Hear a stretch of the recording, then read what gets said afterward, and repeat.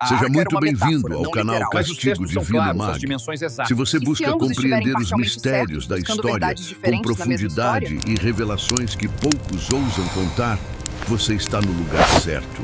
Já deixa seu like, se inscreva no canal, compartilhe esse vídeo com alguém que precisa conhecer a verdade.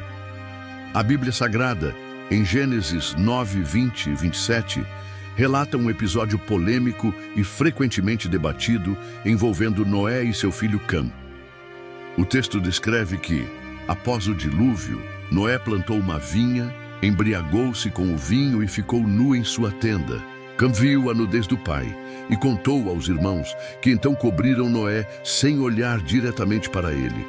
Ao acordar, Noé amaldiçoou o filho de Cam, Canaã.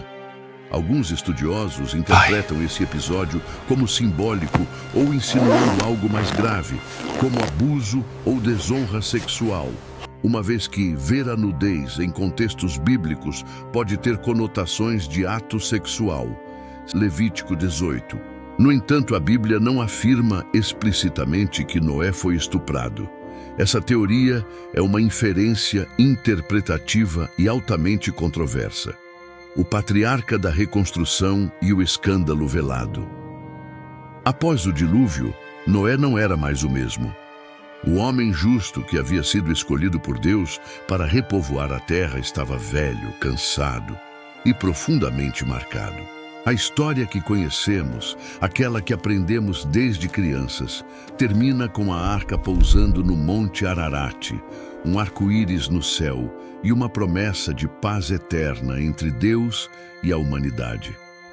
Mas poucos se perguntam: o que aconteceu depois? O que se passou com aquele homem que havia presenciado a destruição total da civilização humana? Em Gênesis 9, encontramos um trecho intrigante e frequentemente ignorado pelos sermões e estudos tradicionais. Após o dilúvio, Noé planta uma vinha, faz vinho, embriaga-se e se deita nu dentro de sua tenda. Seu filho Cam o vê nessa condição, e o texto afirma que ele viu a nudez de seu pai. Mas essa frase aparentemente simples tem uma profundidade oculta. Em diversas passagens do Antigo Testamento, ver a nudez é uma expressão usada para se referir a relações sexuais ilícitas, como em Levítico 18 e 20, onde essa mesma expressão é usada para descrever incesto e relações proibidas. Essa associação levanta uma pergunta perturbadora. Cam apenas viu seu pai nu, ou fez algo muito pior? Os versículos seguintes não ajudam a acalmar essa dúvida. Quando Noé desperta da embriaguez e descobre o que seu filho mais novo lhe fizera, ele não amaldiçoa Cam diretamente, o que seria esperado. Em vez disso, amaldiçoa seu neto, Canaã. Por que amaldiçoar o filho de Cam? Seria Canaã fruto de um ato abominável? Teria ocorrido ali um crime ancestral, encoberto por séculos de interpretação tradicional? Essas perguntas nos conduzem a um abismo de mistério que poucos ousam explorar. Mas hoje você vai mergulhar nesse enigma com a coragem de quem encara verdades ocultas. Porque a Bíblia, mais do que um livro sagrado, é um espelho das dores humanas. E às vezes esconde traumas que ninguém quer admitir. Vamos analisar agora as evidências simbólicas, literárias e contextuais que sustentam essa teoria sombria e extremamente impactante sobre a possível violação sofrida por Noé, por seu próprio filho. O linguajar bíblico e o código do silêncio, a Bíblia hebraica, o Antigo Testamento em sua língua original, é rica em metáforas, e o hebraico antigo usava eufemismos para se referir a temas considerados inaceitáveis ou vergonhosos. Por isso, expressões como descobrir a nudez ou ver a nudez são frequentemente decifradas por estudiosos como referências a atos sexuais, especialmente quando a narrativa envolve vergonha, punição ou tabu. Em Levítico 20:11, por exemplo, está escrito: se um homem se deitar com a mulher de seu pai, descobriu a nudez de seu pai. Ou seja, a nudez do pai é uma metáfora para o ato sexual com sua esposa, ou pior, com ele mesmo em um caso de incesto direto. Isso sugere que ver a nudez vai além do simples olhar. Trata-se de uma violação de ordem sexual. Quando lemos em Gênesis 9:22 que Cam viu a nudez de seu pai, devemos questionar. Se fosse apenas isso, por que o texto menciona a reação tão cuidadosa dos irmãos, Sem e Jafé, que cobrem Noé andando de costas, sem ver nada? Por que Noé desperta e entende que algo lhe foi feito e não apenas observado? O verbo usado no hebraico para fez, achá, assá, é frequentemente usado para descrever ações concretas, não meras observações. Noé não apenas descobriu que seu filho viu algo, ele descobriu o que lhe foi feito. Essa distinção verbal é crucial. O silêncio em torno desse ato também é revelador. A Bíblia, quando deseja ser explícita, é. Em outras passagens, adultério, incesto e estupro são nomeados claramente. Mas em Gênesis 9, o que temos é um mistério. Um tabu tão profundo que o texto se recusa a descrevê-lo diretamente. Um episódio que pode ter sido suavizado pelas mãos dos escribas para proteger a imagem do patriarca, ou para não expor um trauma ancestral que poderia envergonhar as futuras gerações. Mas a dor de Noé ecoa no texto. A embriaguez, a nudez, a passividade, a maldição contra a descendência de seu filho, tudo indica um rompimento profundo, uma ferida de alma. Aquele que foi escolhido por Deus para reconstruir o mundo, agora estava desonrado, possivelmente violentado por seu próprio sangue. Maldição de Canaã, o filho que nunca deveria existir. A chave do mistério talvez esteja não apenas no que foi feito a Noé, mas nas consequências desse ato. Ao despertar e tomar consciência do que havia ocorrido, Noé não amaldiçoa Cam, o filho que teria cometido a possível transgressão. Ele amaldiçoa Canaã, o filho de Cam. Um detalhe que, à primeira vista, parece incoerente, mas será mesmo? Na cultura hebraica antiga, o nome tinha poder. Canaã não é apenas um nome de pessoa, é também o nome da terra e dos povos que os israelitas enfrentariam futuramente. Seria esse episódio uma justificativa ancestral, simbólica e teológica para o ódio histórico entre israelitas e cananeus? Ou seria Canaã, como alguns estudiosos ousam sugerir, o resultado de um ato de violência? Um filho da desonra? A ideia é perturbadora, mas ganha peso quando se analisa a intensidade da maldição. Maldito seja Canaã, servo dos servos será aos seus irmãos. Uma condenação perpétua, imposta não a quem cometeu o suposto ato, mas a seu fruto.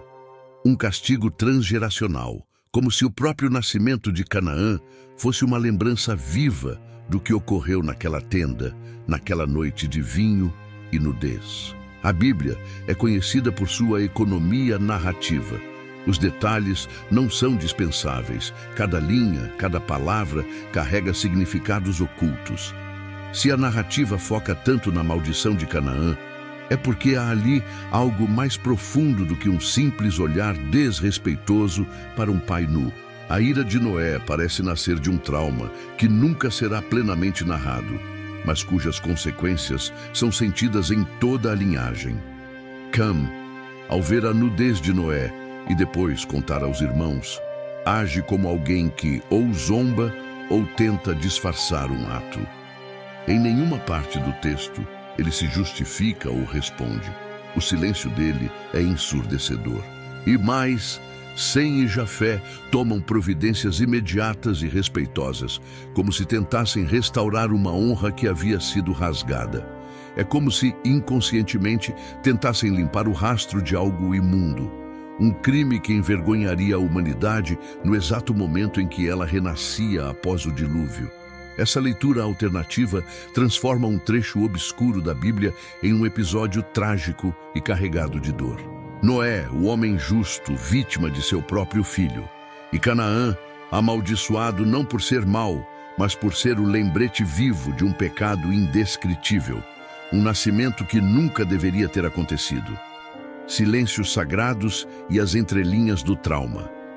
Por que a Bíblia escolheria esconder tamanha atrocidade? Por que não descrever o ato diretamente? A resposta pode estar na própria natureza do texto bíblico. Um livro que busca instruir, corrigir, inspirar e proteger seus leitores. A revelação de um incesto ou de uma violência sexual entre pai e filho, ainda mais logo após a reconstrução da humanidade, poderia representar uma mancha irreparável no conceito de redenção. Mas o texto não se cala totalmente. Ele fala em códigos. Os estudiosos do Antigo Oriente sabem que textos sagrados, especialmente os mais antigos, usavam linguagem cifrada para abordar temas tabu. A narrativa de Noé pode ser lida como um desses casos. Uma história que sugere, mas não afirma, que choca sem precisar ser gráfica. O que temos é uma narrativa que lida com trauma. A embriaguez de Noé pode ser entendida não apenas como um ato de lazer, mas como um mecanismo de fuga. Quantos sobreviventes de eventos traumáticos se refugiam no álcool? O vinho de Noé pode simbolizar uma tentativa de esquecer o horror, ou pior, pode ter sido manipulado por Cam, como parte de uma emboscada premeditada. O silêncio posterior de Noé também é revelador. Após o episódio, ele vive mais 350 anos, mas não há mais nenhuma fala dele registrada, nenhuma interação com filhos, nenhuma instrução, nenhum legado. É como se o patriarca tivesse morrido espiritualmente naquele momento. Um homem silenciado por uma dor impossível de nomear. Cam, por sua vez, desaparece do protagonismo. Seu nome se apaga da narrativa. O foco vai para seus descendentes, em especial Canaã, que se tornará inimigo do povo de Deus. Há uma espécie de punição narrativa, uma linhagem marcada, um rastro de escuridão que se perpetua. E tudo isso começa naquela noite, na tenda.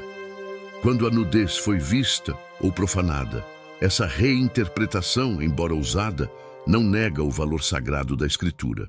Pelo contrário, convida o leitor a enxergar a Bíblia como um documento humano divino que carrega não só luz, mas também sombras, porque onde há fé, há também dor. Onde há redenção, há também culpa. E, sobretudo, onde há silêncio, pode haver um grito sufocado pela eternidade. A psicologia do abuso e o grito não ouvido. O trauma, quando não nomeado, se transforma em sombra. A psicologia moderna nos ensina que vítimas de abuso frequentemente carregam consigo uma dor silenciosa, que se manifesta em comportamentos destrutivos, isolamento ou mesmo apagamento de identidade. O comportamento de Noé, após o episódio, se encaixa nesse perfil. Ele se cala, se retira, não volta a exercer liderança. Um homem que salvou o mundo, reduzido a uma sombra. Esse é o retrato de muitos sobreviventes de violência. Eles não são ouvidos, suas histórias são distorcidas ou simplesmente ignoradas. A vergonha recai sobre quem sofreu, não sobre quem causou o sofrimento. E é exatamente isso que acontece com Noé.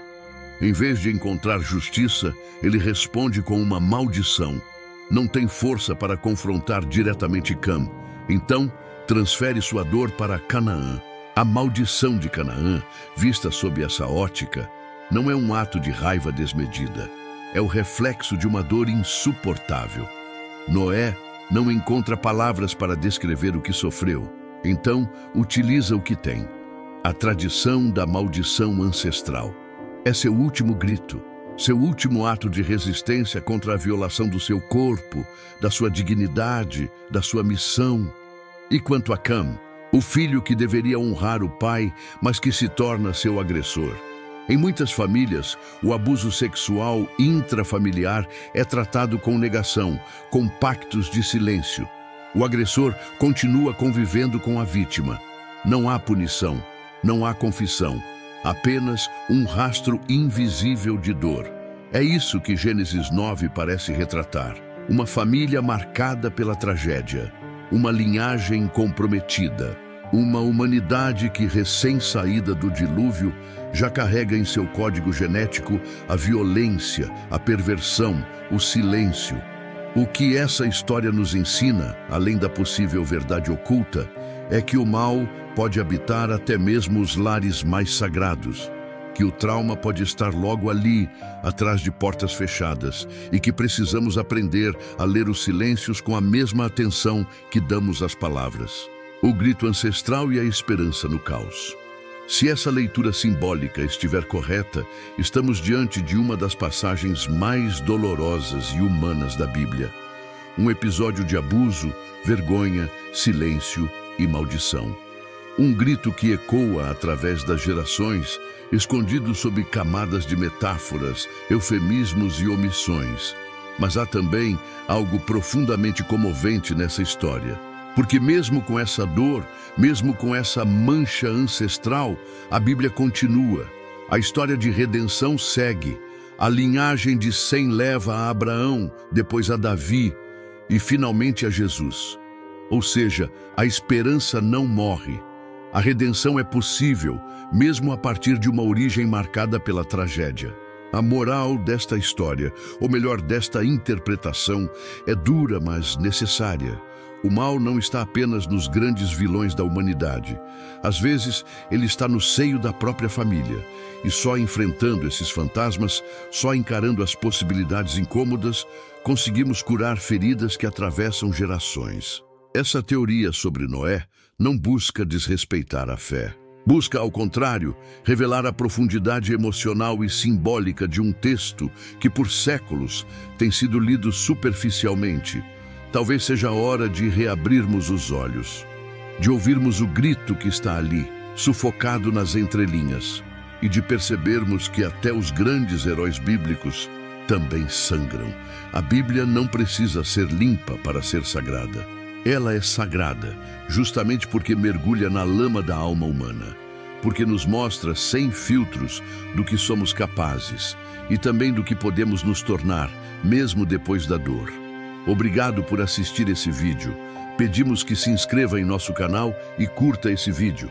Ative também o sininho das notificações para ser avisado sobre nossas postagens. Até o próximo vídeo.